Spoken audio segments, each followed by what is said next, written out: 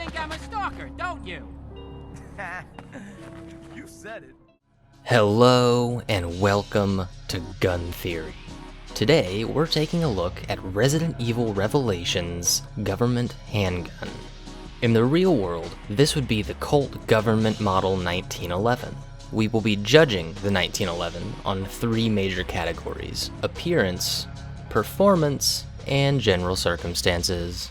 Let's jump right into appearance. At a glance, this handgun looks quite different than it would in the standard factory configuration. This model of 1911 leaves out most of the modernized features that we would expect to see on the 1911s that we would buy today. Instead, they look much like the 1911s that were carried into World Wars I and II. We can see that all of the standard 1911 controls are present, as we can see the slide stop and the manual thumb safety on the left side of the frame.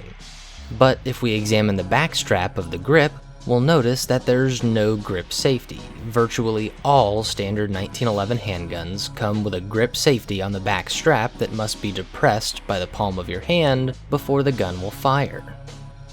We can also see that the hammer spur is highly customized, and it resembles a much more modern 1911 hammer spur than the government model, which is just a little straight spur. The handgun has obviously been refinished as well, with the frame being in like a standard stainless steel style with the slide in black with some ornate decoration. The grip panels seem to be made from the same wood as from the factory, only it has a custom decorative symbol instead of the checkering we would expect.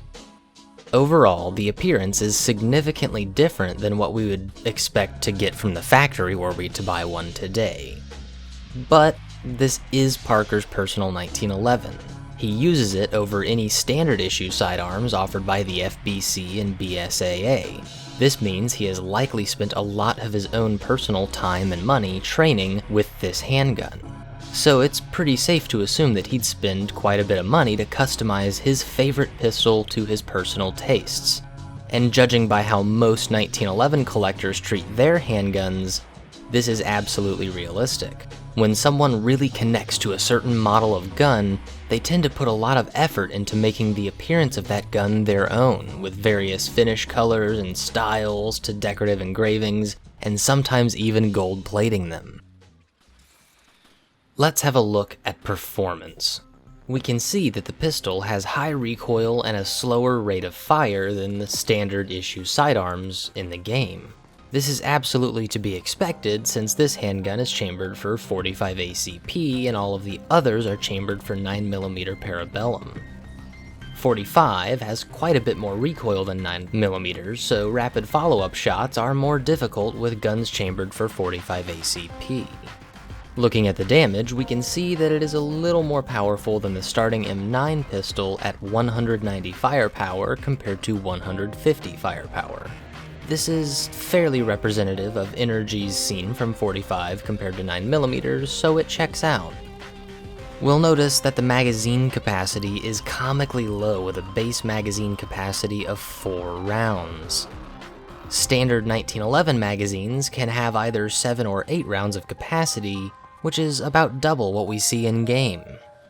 Overall, the performance was actually quite good, with a slight slip up on the magazine capacity. Now for the general circumstances. Does it make sense that Parker would be using this handgun in an official capacity as a sort of paramilitary/law enforcement officer? Well, absolutely yes. There are many examples of people using their preferred sidearm over the standard issue ones of their agency.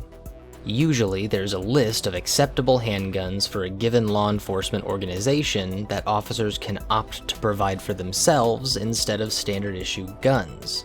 And the 1911 is still on most of those lists, so it checks out. So they did pretty good on appearance, mostly good on performance, and absolutely nailed it for the general circumstances. This handgun is still seeing service with many law enforcement and military organizations around the world today, and many people still carry them as a concealed carry sidearm in America. For that reason, I'd give Parker's government model a realism score of 70%. They got more right than they got wrong, and while we may not share Parker's aesthetic taste in guns, he still has the freedom to personalize his handgun any way he sees fit. But I hope you learned something. If you like this sort of content, please like, subscribe, and maybe even consider becoming a patron of this channel on Patreon. Thanks for watching, and I'll see you next time.